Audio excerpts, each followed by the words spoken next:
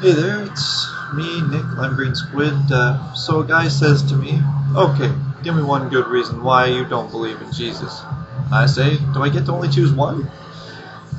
Well, let's start with all the majors. Obvious, this is a bullshit story created to inspire awe in children and people who don't have the intelligence to question this bullshit story reason, virgin birth. Your turn. And so he says back, okay, first of all, you ever heard of miracles? God put the baby in the girl's stomach, so it actually makes sense because she was pure and she gave birth to the Son of God. How is it bullshit? You don't understand. The Bible wasn't created by one person. It was created by lots of prophets that God chose and worked through.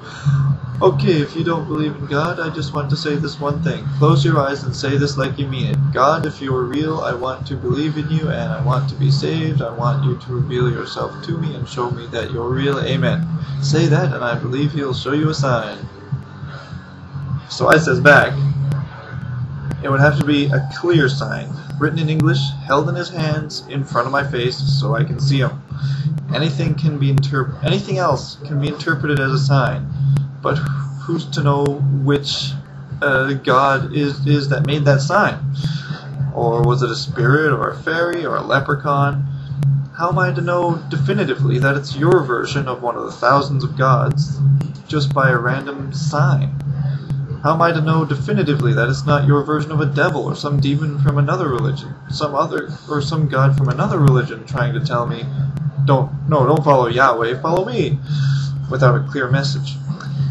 And again, miracles, written by ancient people who were more likely to think anything that happens that they can't explain was something magical, are hardly worth any credit. If a virgin birth was to happen in my lifetime, I may check it out. But since the entire Jesus story was plagiarized from hundreds of religions that predate Christianity by up to thousands of years, each with their own virgin birth story, I know for pretty much absolute fact that the life of Jesus is fictional at best, especially since the Bible itself can't even agree from one book to another on the events that happened by these supposed eyewitnesses. The clues are everywhere. Jesus never existed, at least not as the Son of a God. Perhaps he was based off a real person as one of the thousands of Messiah figures that were around during that time, trying to claim the Old Testament prophecies. It is said that a person similar to what may have inspired the Jesus figure in the Bible, an intelligent, knowledge-seeking, peaceful man who could speak very well, went roaming the lands with his carpenter father, selling wares around the Mediterranean, even traveling as far as India and learning Buddhism from the existing Buddha during that time, since Buddhas were, I'm told, were believed to reincarnate, and each generation had its own Buddha for some period in history. And that may be the basis for the peaceful, turn-the-other-cheek aspects of what Christianity was supposed to found. Again, virgin birth. If someone's been able to convince you of that, just based on the words written by flawed humans, even God tells us not to trust the words of man, who were prone to jumping to the conclusion that things happening are divine or magical since they didn't understand the world yet, then you truly are gullible. How is it bullshit? How is it not bullshit? If you can believe in the virgin birth, then you must also believe in Hercules and his stories. They are based just as much on miracles and magic as your gods and Messiah's myths, just as ridiculous and just as impossible. If you ask me how the virgin birth is bullshit, then I must ask you if you think this story of Hercules is bullshit. How can you think that? It's just one non-interactive God story against another non-interactive God story, meaning both gods do not interact with any of us now, even though in the old stories your god and the Greek gods apparently interacted with people all the time. But now they choose not to. What a clever way to hide the fact that they don't exist. They promise never to interfere with mankind's affairs ever again, aka they do not exist. So there's no way to say which gods are real, since both gods, or sets of gods, claim the other to be false or not to exist, and to claim credit for creating the earth, and yet none of them seem to come down daily or monthly or in a way that anyone can know that they're real and avoid all this hell bullshit in the first place.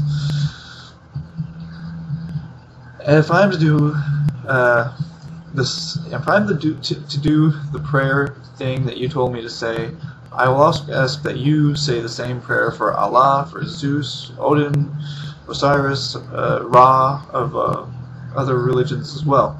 No matter what the sign is, but I bet no matter what the sign is, since your mind is set, even if it was a clear sign written in English, held by Zeus or Odin or Ra, right in front of your face, you'll still refuse it. That's the difference. You're convinced, without any definitive evidence, against all the evidence. Where if I'm given the clear evidence that your God exists above the others, then I have no choice but to change my opinion. I'm willing to see the evidence, but no one will provide it for me. It's not my responsibility to search under leaves to see if fairies exist anymore. I've tried when I was younger, I've found nothing. Those who claim that fairies are real must provide me with the evidence now. Just as those who claim that any god is real must provide me with the evidence that they've found, because every way that I've tried searching, all the research points to there not really being any influence by supernatural forces. Everything that happens in this world, it points to an indifference to anything that happens in the universe than any sort of entity. If there's a deity, they're dead, long gone, or don't care, since they're not influencing anything at all right now. Words and hearsay and spooky stories are only that. Words, hearsay, and spooky stories. Not evidence, not proof, just human imagination. I've had enough of that. I've heard all the stories and all the arguments and the weaselly cop-out arguments made by humans and only by the humans. The gods have not come down to defend the words of these humans, any of these humans. That's what's not enough to make me believe in something that is more than human and hides itself on purpose. If you want me to believe in your version out of the thousands of versions of gods, then present him to me in a definitive way. Otherwise there's no reason to believe in him, or over any of the other gods, who are equally as absent as your own, without the evidence. As the great Carl Sagan said, extraordinary claims require extraordinary evidence. When you can point to something that doesn't also prove evolution, or the Big Bang Theory, or something that's uniquely created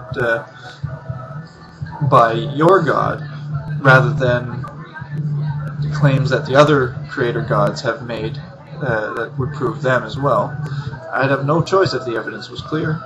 I'd immediately change my stance. The only evidence that I'm being presented with these days is hazy, muddy. It can be used to prove other gods. It can be made to prove evolution or the Garden of Eden.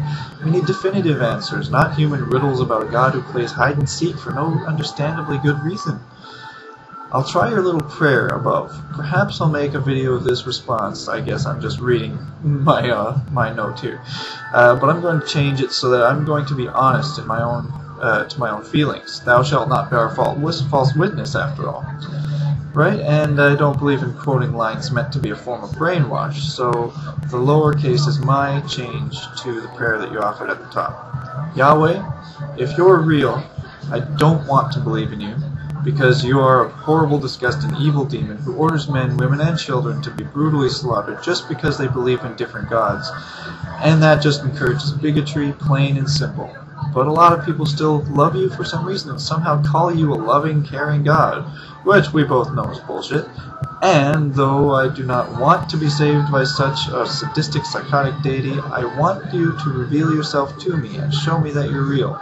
Because so many people are blindly convinced that you're the only version of a god who actually exists in this universe. And again, I know it's bullshit, but if you show yourself, then I will have no choice but to believe that you exist.